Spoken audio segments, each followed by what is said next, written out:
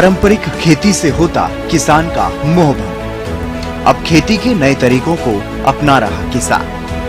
बागवानी की ओर तेजी से अग्रसर हरियाणा का किसान। हरियाणा सरकार की सुविधाओं से उन्नति की ओर किसान। हरियाणा एक कृषि प्रधान राज्य है। यहाँ के आर्थिक और सामरिक विकास की दिशा और दशा यहाँ के किसान और कृषि ही तय करते हैं।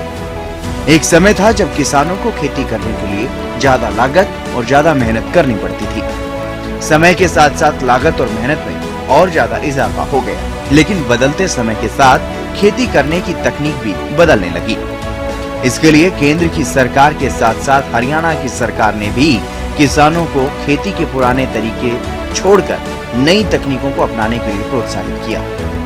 किसानों की लागत और मेहनत दोनों कम हो, इसके लिए किसानों को एक तरफ जैविक खेती के लिए जागरूक किया जा रहा है, तो वहीं किसानों की खेती को आसान बनाने के लिए उन्हें कृषि यंत्रों पर सब्सिडी भी सरकार की तरफ से उपलब्ध करवाई जा रही है। इसका असर ये हुआ कि आज का किसान जागरूक होते हुए पारंपरिक खेती को छोड़कर अन्य तरह की खेती को तेजी से अपना रहा है। इसमें चाहे फूलों की खेती हो या सब्जी की। इसके अलावा बागवानी की तरफ भी किसान तेजी से आगे बढ़ रहे हैं।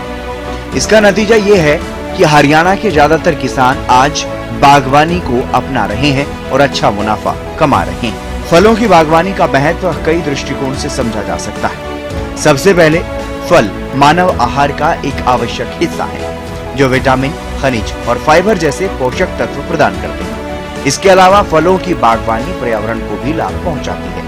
फलदार पेड़ कार्बन डाइऑक्साइड को अवशोषित करते हैं, मिट्टी के कटाव को रोकते हैं और जैव विविधता को बढ़ावा देते हैं। आर्थिक दृष्टि से भी देखा जाए तो फलों की बागवानी किसानों के लिए आय का एक स्थायी स्रोत है। भारत में आम, केला, अमरूद, सेब जैसे फलों की खेती बड़े पैमाने पर की जाती है, जो न केवल स्थानीय बाजारों में बिकते हैं बल्कि निर्यात के माध्यम से विदेशी मुद्रा भी अर्जित करते हैं। इसके साथ ही ये बागवानी छोटे और सीमांत किसानों को भी सीमित संसाधनों में अधिक लाभ कमाने का अवसर देती है। हरियाणा की जलवायु के नजरिए से देखा जाए तो हरियाणा भी बागवानी के लिए उत्तम क्षेत्र माना जाता है। यही वजह है कि हरियाणा में आज सैकड़ों किसान बागवानी कर अपनी आर्थिक स्थिति को सुधार रहे हैं। इन्हीं में से एक हैं पलवल जिले के गांव कटेसरा के रहने वाले प्रगतिशील किसान ऋतुराज शर्मा, जिन्होंने बागवानी में हाथ आजमाते हुए 8 एकड़ में ऑर्गेनिक ताइवान पिंक अमरूद और कागजी नींबू का बाग लगाया है। ताइवान पिंक अमरूद साल में 2 बार फल देता है। यह अमरूद विटामिन ए, विटामिन सी और अन्य पोषक तत्वों से भरपूर होता है। उन्होंने ये भी बताया कि इसके अलावा कागजी नींबू ग्राफ्टेड हाइब्रिड फ्रूट का बाग भी तैयार किया गया है। अमरूद और नींबू के बाग को प्राकृतिक खादों के प्रयोग से तैयार किया गया है। मेरा नाम ऋतुराज शर्मा है, गांव कटेसरा, जिला पलवल से। हम यहाँ पर करीब 8 एकड़ में अमरूद और नींबू का बाग लगा रहे हैं, और जो पेरीफेरी है पूरे एरिया की, उसमें हम महोगनी के पौधे लगा रहे हैं, जो कि टिम्बर प्लांट है। तो ये पूरा ही जो बाग है वो हम नेचुरल तरीके से लगा रहे हैं इसमें, और ये एक नई विधि से लगाया जा रहा है, जिसमें जैसा कि डॉक्टर साहब ने बताया कि 6x2 पे लगा रहे हैं। हाई डेंसिटी रहेगा, जिसमें ज्यादा फल हमको मिलेंगे, और साथ में नींबू का भी रहेगा। नींबू में डिस्टेंस ज्यादा रखेंगे, क्योंकि उसमें ज्यादा ही डिस्टेंस की जरूरत पड़ती है। साथ में इसकी प्रूनिंग वगैरह होती रहेगी, जिससे कि पौधे ज्यादा साइडों में नहीं बढ़ेंगे, तो वहां पे हमको उसमें भी फल ज्यादा मिलेंगे, नींबू के केस में भी। तो इसी तरीके से बना रहे हैं। बाकी और प्राकृतिक रूप से जो खाद वगैरह जो बनाने होते हैं वो भी हमने तैयारियां शुरू कर दी हैं, और इसमें हम ड्रिप का प्रयोग भी करेंगे, जिससे कि पानी की भी काफी बचत होती है और पौधे अच्छे से ग्रो करते हैं, और बीच में और फसलें भी ली जा सकती हैं। तो मल्टी क्रॉपिंग करके अधिक से अधिक लाभ लेने की कोशिश करेंगे, और डॉक्टर साहब की गाइडेंस में हम आशा करते हैं कि सब सारी चीजें अच्छे से हो जाएंगी और हमारा बाग जो है वो अच्छे से सक्सेसफुल होगा। इससे पहले कहाँ आपने इस तरह की खेती की? इस जगह पर ये पहली बार किया जा रहा है, लेकिन ये प्रयोग पहले राजस्थान और गुजरात में किया जा चुका है, जहाँ पर ये फल चल रहे हैं।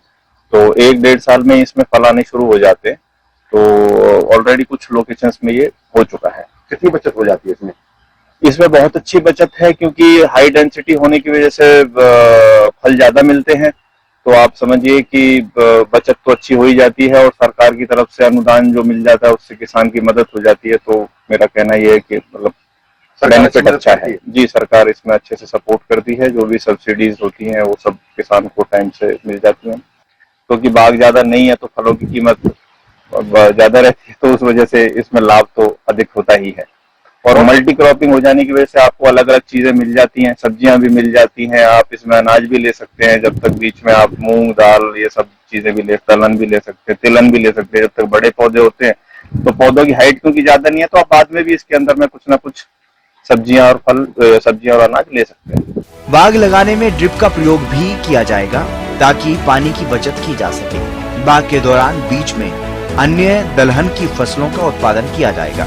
मल्टी क्रॉपिंग पर अधिक से अधिक फसलों का उत्पादन किया जाएगा। किसान ऋतुराज के साथ नरेंद्र दत्त भी बागवानी में उनके साथ काम करते हैं। उन्होंने बताया कि परंपरागत खेती की बजाय आधुनिक तरीके से खेती करें और अधिक लाभ कमाएं। उन्होंने बताया कि राजस्थान और गुजरात में किसानों द्वारा ताइवान पिंक और कागजी नींबू की खेती की जा रही है। वहां के किसानों से प्रेरणा लेकर पलवल में भी आधुनिक तरीके से और प्राकृतिक रूप से खेती की जा रही है। मेरा नाम नरेंद्र दत्त, गांव कटेसरा, और मैं 6 एकड़ में ऑर्गेनिक बाग लगा रहा हूँ और जिसकी जो दवाइयाँ और खाद है वो सब ऑर्गेनिक तरीके से तैयार कर रहे हैं। कैसे तैयार करते हो, कैसे बनाते हो? इसमें कई चीज़ों का मिश्रण होता है, जैसे पेठा है, गुड़ है, बेलपत्र है और नींबू है। इसका मिश्रण करके और इसको गला सड़ा करके 1 महीने में, और उसके बाद ड्रिप विधि से दिया जाता है और इसी चीज की स्प्रे की जाती है। कौन कौन सी फसल तैयार कर रहे हो बाग में? फिलहाल में नींबू और अमरूद। क्या कहना चाहोगे, कितना फायदा होता है इससे? ये बहुत अच्छी चीज है और सभी के लिए, सेहत के लिए अच्छा है। लेकिन अब जो है इस बात का ज्ञान हुआ है कि भाई जैविक विधि से खेती करनी चाहिए, रसायनों से जमीन खराब हो रही है। बागवानी विभाग फलों, सब्जियों और फूलों के उत्पादन और रखरखाव के साथ साथ मसालों, औषधीय और सुगंधित पौधों का प्रबंधन करता है। किसानों द्वारा उत्पादित पारंपरिक फसलों की तुलना में बागवानी फसलों की खेती अत्यधिक विशिष्ट तकनीकी और लाभकारी उद्यम है। इसके अलावा बागवानी फसलों के बहुमत प्रकृति में खराब होने के कारण उनके विकास के लिए व्यवस्थित योजना की आवश्यकता होती है।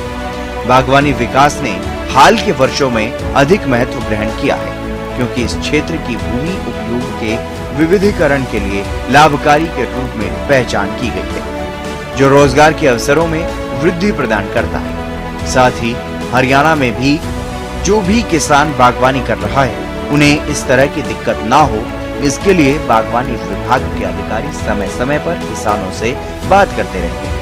उनके बागों में जाकर के उनकी बागवानी को और बेहतर बनाने का सुझाव भी देते हैं। पलवल जिला बागवानी अधिकारी डॉक्टर अब्दुल रजाक ने बताया कि प्रगतिशील किसान ऋतुराज शर्मा और नरेंद्र दत्त ने प्राकृतिक तौर पर अमरूद और नींबू का बाग लगाया।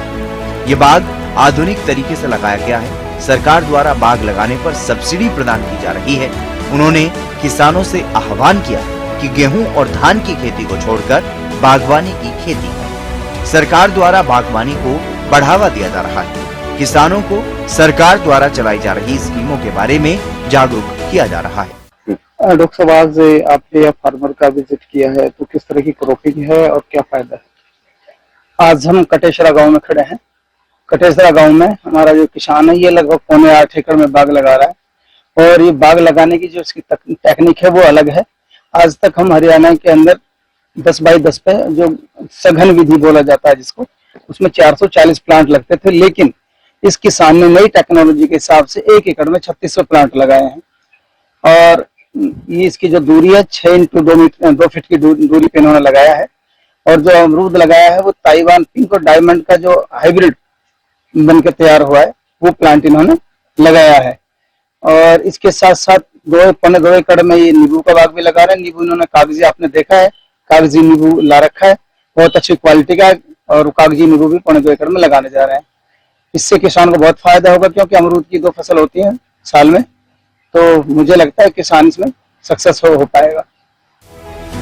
हरियाणा में बागवानी एक महत्वपूर्ण क्षेत्र है और सरकार इसका विकास करने के लिए कई योजनाएं चला रही है। बागवानी विभाग जो पहले कृषि विभाग का हिस्सा था, अब एक स्वतंत्र विभाग है। हरियाणा में बागवानी योजना के तहत फलों व सब्जियों के उत्पादन को बढ़ावा देने के लिए विशेष योजना बनाई गई है। इसके तहत नायब सरकार सतत बागवानी प्रोजेक्ट शुरू करेगी। जापान सरकार के सहयोग से हरियाणा सरकार इस योजना को सिरे चढ़ाएगी। अगले 9 वर्षों में यह प्रोजेक्ट सिरे चढ़ेगा और इस पर 2,738 करोड़ रुपए की लागत आएगी। नायब सरकार ने साल 2025-26 के लिए इस योजना के तहत 138 करोड़ रुपए का फंड रखा है। हरियाणा में सहकारी क्षेत्र की सबसे बड़ी आधुनिक सरसों मिल की स्थापना सरकार दक्षिण हरियाणा में करेगी। इसी तरह से जीटी रोड के कुरुक्षेत्र में सबसे बड़ी सूरजमुखी के तेल की मिल स्थापित की जाएगी। इसके तहत प्रदेश के सभी 22 जिलों में 400 बागवानी क्लस्टर स्थापित होंगे। साथ ही सरकार ने सभी जिलों को बागवानी मिशन से कवर करने का निर्णय भी लिया है। अभी तक 19 जिले इस मिशन में शामिल थे। सीएम ने बाकी 3 जिलों फरीदाबाद, रेवाड़ी और कैथल को भी इसमें जोड़ने का ऐलान किया है। साथ ही गन्नौर में बनाई जा रही अंतर्राष्ट्रीय फल व सब्जी मंडी का पहला चरण नवंबर तक पूरा होगा। पहले चरण में 400 दुकानों के अलावा 5 शेड्स बनाए जा रहे हैं। आधुनिक सुविधाओं से लैस यह मंडी किसानों को सस्ती दरों पर बेहतर मूल्य, उन्नत भंडारण और कोल्ड स्टोरेज की सुविधा प्रदान करेगी। सरकार इस मंडी टर्मिनल पर 2,600 करोड़ रुपए से अधिक खर्च कर रही है। नायब सरकार ने साइबर सिटी गुरुग्राम में फूलों की खरीद व बिक्री के लिए अत्याधुनिक एवं वातानुकूलित फूल मंडी स्थापित करने का भी निर्णय लिया है। इसी तरह सरकार ने रेवाड़ी के मनेठी गांव में मार्केट कमेटी द्वारा एक उप यार्ड बनाने का निर्णय भी लिया है। इससे भी किसानों को फायदा होगा।